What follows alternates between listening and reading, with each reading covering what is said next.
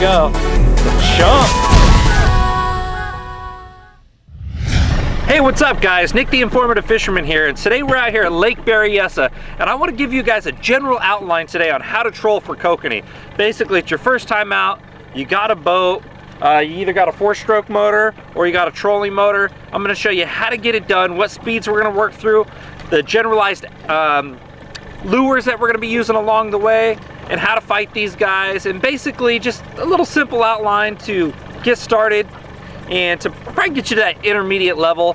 And then if you want to look for something more elaborate, in my premium section on my website, I have about an 1.5 hour long DVD that's no longer available on DVD, but you can get it through my premium section online. But let's get started, get on some fish, and I'll break everything down for you along the way. Stay with us, guys. Now, in trolling for kokanee, a lot of the time what we're using is dodgers down to these little hoochies. This one happens to be a wiggle hoochie. It's got that little lip on the front. So this thing has its own action. And what a dodger's designed to do is swing back and forth in the water like that as you're trolling it, and that will impart action into your lure. Right here we have a little bit longer a leader. In trout fishing, a lot of the time we have about a 2.5 foot leader behind a dodger, and that's pretty popular for trout. But in kokanee fishing, oftentimes we have a really short leader, which is about twice the length of that dodger. And what it is because we're pulling at slower speeds, and what it does is it imparts a lot more action as you get closer to that dodger, which those kokanee are often triggered by. But since this has its own action, we're going more about that distance for what you would want to be trolling for trout, because this has its own action and this also imparts action. So instead we're using that nickel finish on the back there as more of an attractant to where they think it's a trout up there chasing after bait, and it doesn't negatively affect the action of this wiggle hoochie. So what I do here when I first test my setup, I often stick my rod tip down in the water to where I can make sure everything's working good and I'm good to go, and then I'll start letting it back from there. So in kokanee fishing, you're often going to see guys using corn. What they're using is white shoepeg corn, and they're marinating it in different scents. When you're first getting started, all I'm going to suggest for you is getting minced garlic. You can either put the minced garlic in with the shoepeg corn a couple days before you're going to go out. And what this does, it's a very foreign scent and it irritates kokanee into whacking at it. What the corn serves as is a bait scent holder. So basically, all you're going to do is put about a couple kernels right on your top hook right there. Kokanee lures like this often have, that single hook and that trailing hook right there. It's called a stinger. So you're going to put a couple of pegs of that shoepeg corn up there. What it is, when a kokanee comes up there to slash at it, it gives them a focal point to target and something soft and pliable where they smell that scent once they're right in there. A kokanee is a salmon, so their nose is incredible. Never underestimate the nose of a kokanee. They can smell stuff extremely well, so scent plays a big part in kokanee fishing. So all we did with this shoepeg corn is marinate it with minced garlic a couple nights ahead of time, and now we're out here and I'm just going to put a couple of kernels on there. Corn is imperative, so don't neglect that when you're kokanee fishing. It's going to account for about 50% of your strikes, so keep that in mind. There's a close-up right there. You just go right through the head of the shoepeg corn so that thin end tells out. If you put on too much, it'll affect the lure's action. You would have to go at a little bit faster speed, but if you're going at slower speeds, you want to use either 1 or 2 kernels to make sure your lure's action still looks correct. In kokanee trolling, 9 out of 10 times you have to use a downrigger, whether you have a manual downrigger or you have an automatic downrigger. This is an automatic Canon downrigger right here. It's simple. The spool tension right here for your downrigger is imperative. You can back off by going forward or tighten it back up by going back. You want to leave just a light amount of tension on there to where it's not dropping when you're out trolling, but if you do happen to connect with the bottom with your downrigger ball and it gets snagged up, you do want that to give it some line. Trust me, when you're a beginner and you'll make mistakes, you'll go over shallow points and you'll get that snagged up. So you want it just enough to where it will pull line off of there in case you get snagged. It's real simple. You can back it off forward like this, and you have these little zip cords right here. You can pull it in tighter right to your downrigger weight. They just clip on real simple like that, and then you have a quick release that comes right off the back of there. There's a lot of types of releases on the market. This is a little Shasta Tackle Ultra release right here. You can adjust it with a regular screwdriver to the tension of how much tension you want to put on it, because your line diameter is going to vary when you're fishing for kokanee. Kokanee, the lines that we're using is, I like copolymer lines by P-Line, either FloraClear or CX Premium. Those are really good kokanee trolling lines. They don't have too much stretch. They're low in diameter. You can get a lot more line on your spool and get back, and they have good bite detection. So you get the best of both worlds there. On your release, you want to make sure that you have just enough attention to where when that fish hits it, it'll pop loose, but you don't want to have it too tight to where when you're constantly prying it in, or you'll just see the fish bouncing up and down on your downrigger and never popping the clip. So just get enough to where you can just, you know, give it a little simple tug and it'll pop loose. You don't want to have to be banging on that thing for kokanee. A lot of the time they're going to come up real subtle and pop it off, and hopefully I'll be able to show you guys some strikes along the way, and we'll do that. So let me go ahead and get this clipped in. Now this right here, people are looking like, well, how do they manage to get this done? Well, first off, let me get this cord off of the rod. There we go. So now we're good to go. I'm just gonna reach up and I'm gonna grab the line off my rod. I'm gonna sit my rod down and I'm gonna come right around the back here. I'm gonna reach up and I'm gonna grab that clip. Now, if I put it straight up and down in this clip, the fish can pull it up and down through there.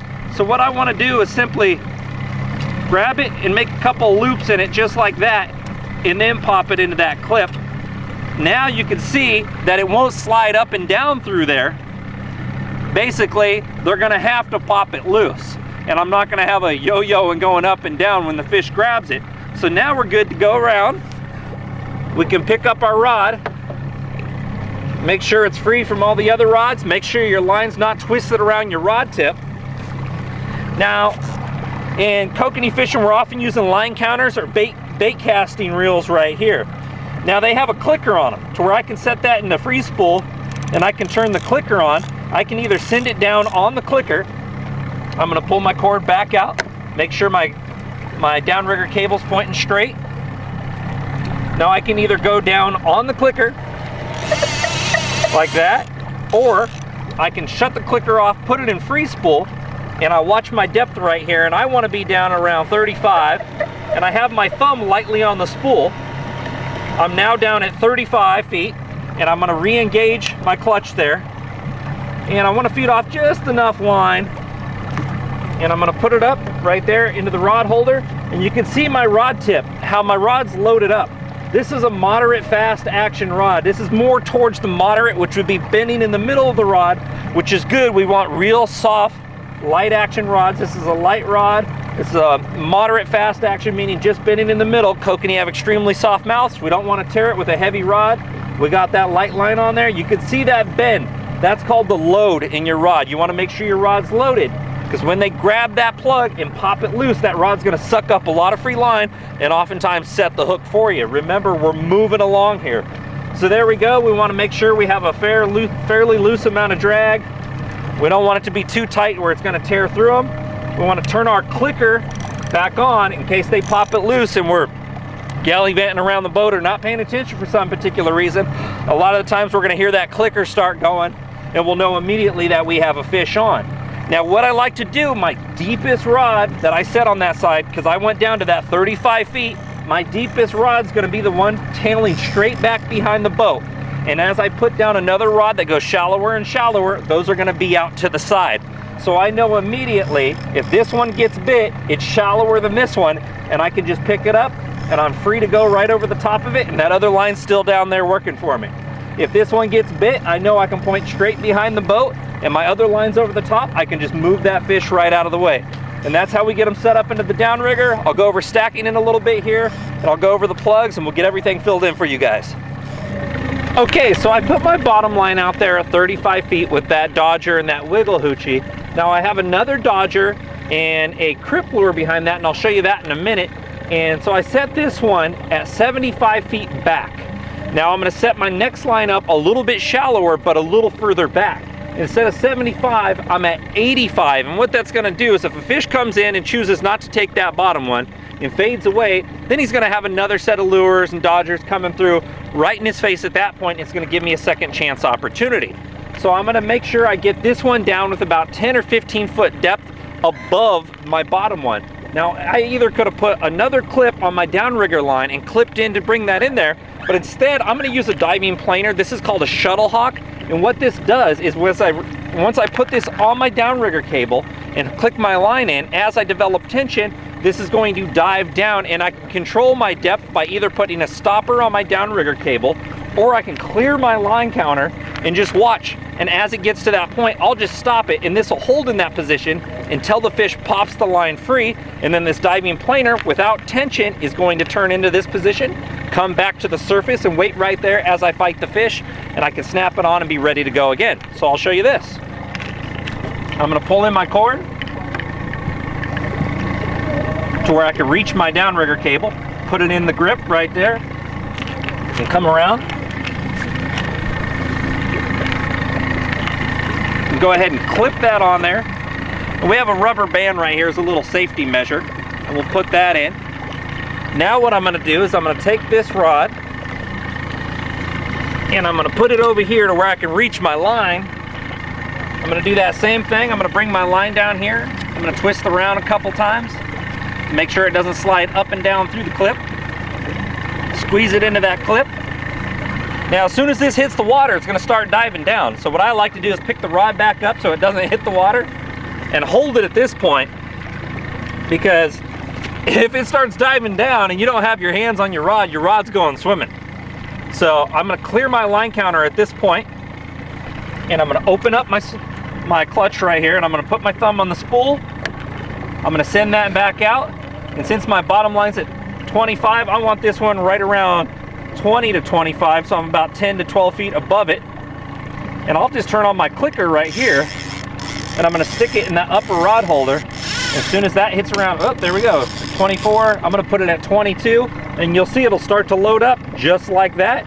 As soon as the fish takes it, it'll pop it, it'll be free. But now you can see I have two lines down there working. This one's above that one. I'm working two things out there at the same time, and this is double stacking right here. Well, it's just called stacking.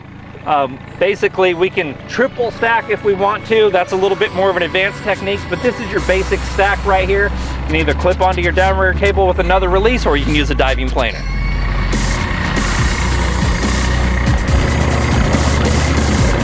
Take a little bit of stuff. That's all right. Okay.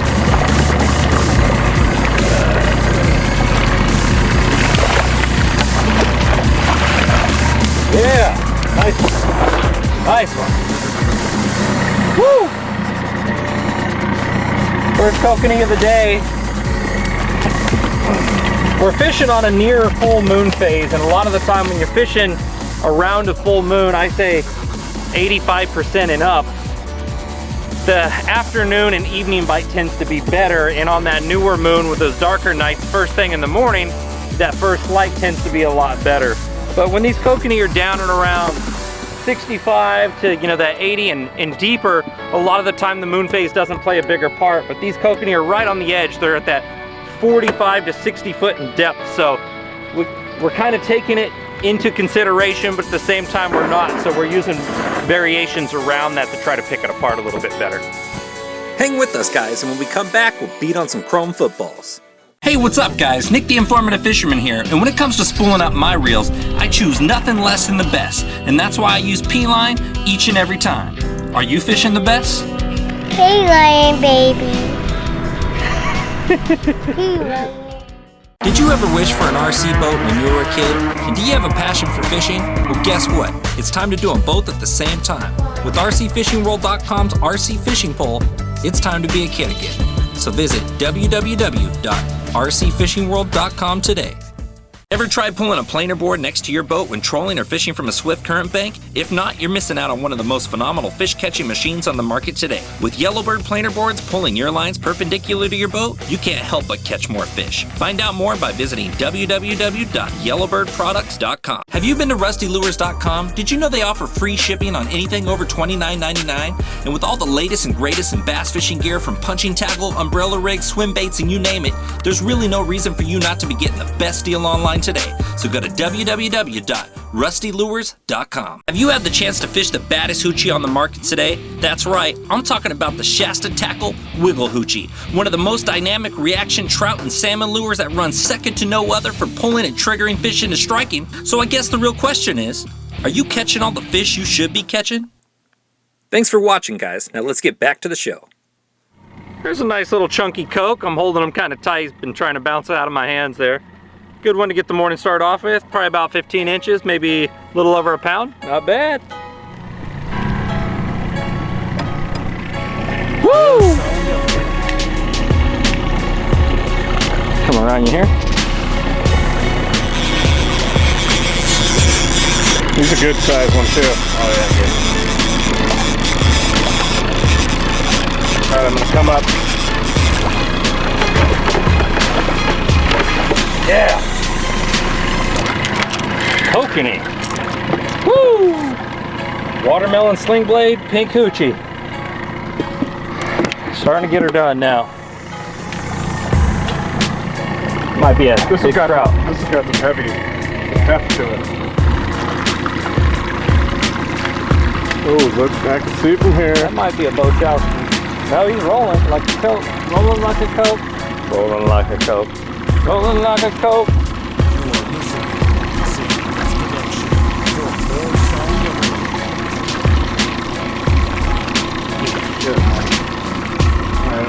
Come on, Mike. You're all right. It's a boat. No, wait, I don't know. It could be a coke. That is a nice kokanee. That's what that is. So here we go. It's the watermelon black diamond sling blade dodger by Shasta Tackle with that pink hoochie right there and the double hook setup. Got this nice little male. You can tell by his little sharper nose and kind of like a kite jaw developing. Nice job, Mike. Thank you, thank you. Hold that fish up. Yeah. It's a fatty. There we go. It's a chunk. Little guy. I got it corrected. There we go. Feels like a nice fish. Coming up pretty easy though.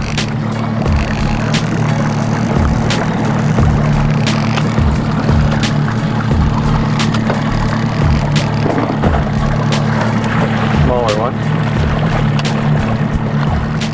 Now, you know, when we're out fishing for kokanee, a lot of the time your speed is really crucial when you're fishing for these things. You know, they'll bite down to 0.8 miles an hour, all the way up to 1.8. He did not come off, did he? No, he did not. Okay, there he is. Nice one. Nice one. You know, so when you're first getting started, when you're first getting started for these things, I suggest like a happy medium speed. You know, you can fish up to that 1.8, you can fish down to 0.8, but you really want to be, when you're just getting started, not jumping around too much, focusing on your gear and what you're doing. I would say try to fish around 1.4 to 1.5. That's that happy medium where you're probably going to get a little bit more strikes a little bit more often without having to jump down and jump back up and figure it all out. Focus that at a later time, but start at around 1.4 to 1.5. You know, and you're probably going to get on fish consistently. You may not crush them like pros do, but you'll still be on fish, and it's going to help you figure out one starting speed to get comfortable with. That's a nice one. More kokanee.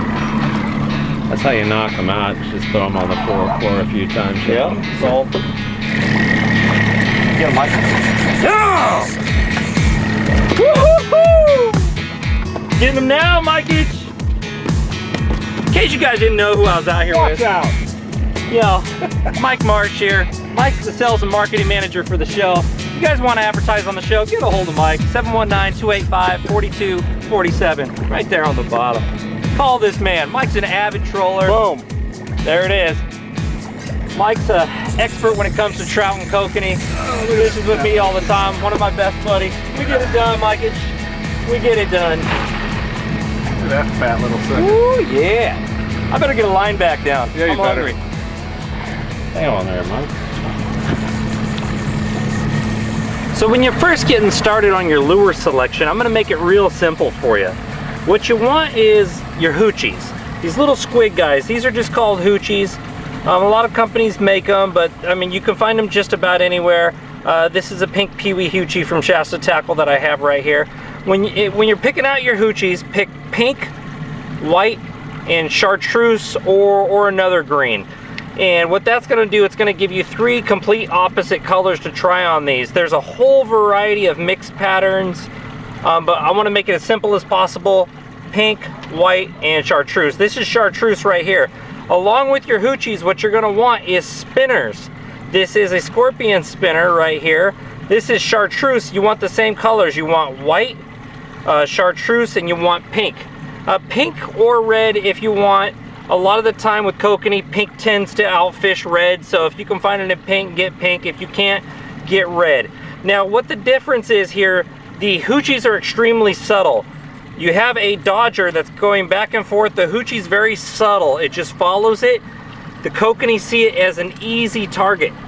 Then if the kokanee are spread out, your spinners put off vibration, and a lot of the time they'll encourage a bigger kokanee or kokanee from a little further away to run it back down and come over there and get it. So by starting off with hoochies on one side and spinners on the other side, and then switching through your colors throughout the day, you will find a pattern that they will hit. Today they're keyed in on the pink hoochie, but they could have been white or flame or some strange pattern, you know, that we couldn't have caught on to. But today we figured them out on pink. We started with a few different colors, but we narrowed them in on pink. The first thing this morning, we were catching them on chartreuse spinners. So you got to keep that in mind. So another thing, when you're first getting going, you're gonna pick out your dodgers. Dodgers can get expensive if you're picking a whole lot of them.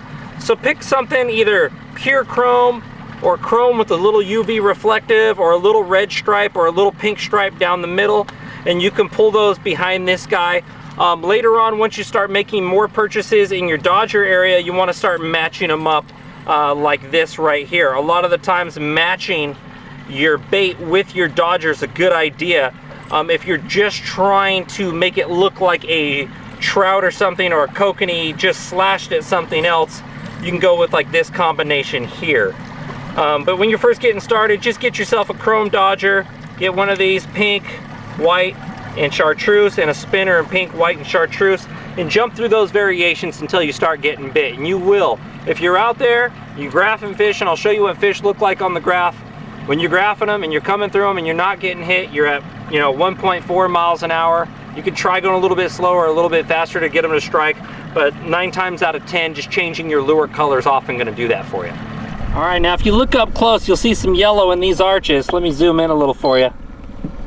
See all that yellow right in these arches right here? Those are kokanee. The lighter color signifies air, so that's the air bladder. Kokanee have a much larger air bladder than rainbows do.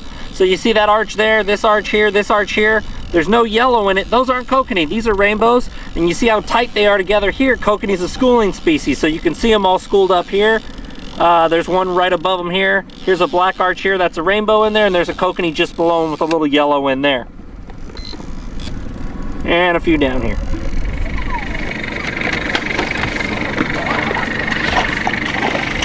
Is that a king? Looks like a kokanee. A big kokanee. Yeah. We decided to switch it up and try for Chinook for a little bit. And we just got a nice kokanee down it. I don't know how deep you were, Mike. 81 feet. 81 feet.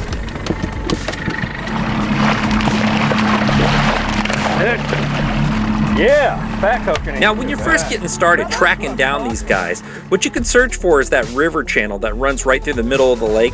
Look on your Navionics map, or look up a topographical map on your cell phone. They have apps for them. You can see that river channel going through. A lot of your bigger kokanees are going to tend to hang to those areas. Aside from that, you can look for wind-blown areas. Look for coves adjacent to right where the wind's blowing into it. And a lot of the time in the middle of the summer, you're going to pull up and you're going to see a lot of that greenery in the water, and that's your phytoplankton. Kokanee are micro feeders. They're coming up in there feeding on microorganisms. That phytoplankton is that algae that you see in those smaller organisms, or your zooplankton, and that's what the kokanee are actually feeding on. So if you find that greenery in the water, the chances are the kokanee are pretty close by. So look around on your graph, look for those yellow arcs like I was showing you, put some baits down on those bad boys and hammer. And that's beginner kokanee fishing with Nick the Informative Fisherman. Make sure to check out my Kokanee 101 online DVD under my premium section at informativefisherman.com. Thanks for watching, guys. We'll see you next time.